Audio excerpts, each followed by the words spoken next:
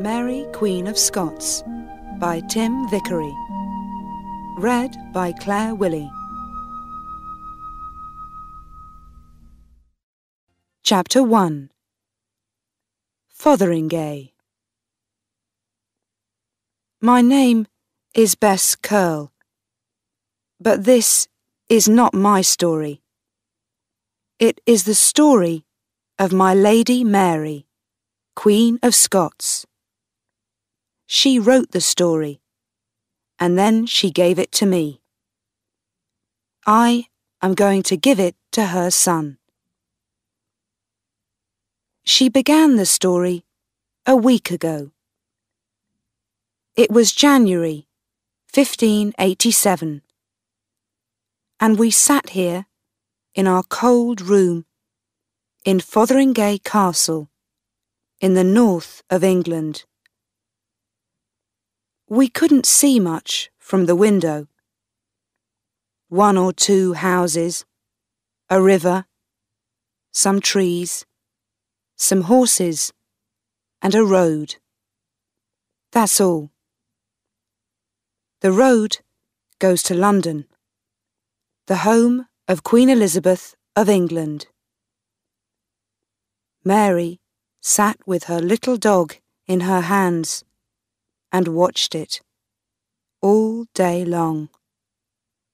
No one came along the road. Nothing happened. I watched Mary, unhappily. "Please, Your Majesty, come away from that window," I said. "It doesn't help. No one is going to come. Queen Elizabeth can't do it. Queens don't kill queens." "Don't they, Bess?" Mary said.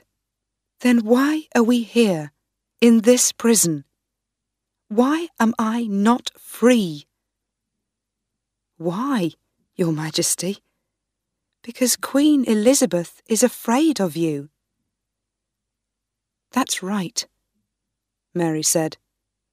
"She's afraid of me, and she hates me too. She hates me because I am beautiful, and she is not. Because I had 3 husbands, and she never married. And because many people, good Catholic people in England, France, Scotland, Spain, say that I, Mary, am the true Queen of England, not Elizabeth. And Elizabeth has no children, so when she is dead, my son James—" She came away from the window and stood in front of me. "James," she said quietly, "my son. Does he think about me sometimes? He was only 10 months old when I last saw him. It is nearly 20 years. Of course he thinks about you, Your Majesty," I said. "You write to him often. How can he forget his mother?" "Then why doesn't he write to me?" Mary asked. "Does he want me to stay here in an English prison?" "No, of course not, Your Majesty. But he has a lot of work, Your Majesty. He is the King of Scotland, and he is not the King of Scotland, Bess," she said. "Not before I am dead. Remember that." "No, Your Majesty, of course not. But perhaps people tell him things that are untrue. You know what people say. Perhaps he thinks you killed his father." Mary's face went white. She was very angry, and for a minute I was afraid. She said, You know that's a lie, Bess. It is a lie. I did not kill James's father. I knew nothing about it. I know that, Your Majesty. But perhaps James doesn't know it. He hears so many lies all the time. He needs to know the true story. Why don't you write and tell him? Mary sat down slowly. She looked old and tired. "All right, Bess," she said. "Give me a pen, please.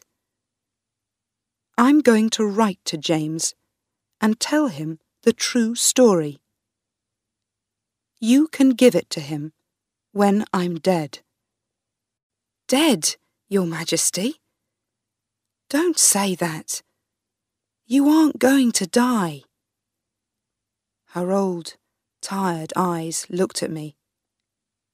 "Yes, I am, Bess. You know what is going to happen. One day soon, a man is going to bring a letter from Queen Elizabeth, and then her men are going to kill me.